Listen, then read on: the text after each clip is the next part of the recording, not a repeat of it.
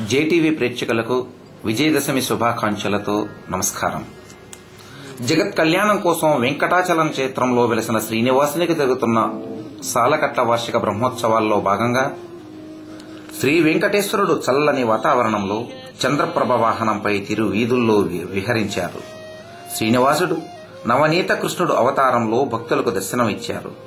బ్రహ్మోత్సవాల్లో భాగంగా 7వ రోజు చంద్రప్రభ వాహన సేవ గురువారం రాత్రి అత్యంత వైభవంగా జరిగింది. అమృత కిరణాలు కలిగిన చంద్రప్రభ వాహనంలో తెల్లటి రంగులోని విరులతో అలంకృతుడై దేవదేవుడు భక్తులకు అభయప్రదానం చేశారు. చంద్రోదయం కాగానే కలువలు వికసిస్తాయి. సాగరుడు ఉప్పొంగుతాడు. చంద్రకాంతమణులు స్రవిస్తాయి. అదేవిధంగా చంద్రప్రభ వాహనంపై స్వామివారిని చూడగానే భక్తుల మనసులు ఉప్పొంగిపోయాయి. భక్త నేత్రోత్పలాలు వికసించాయి.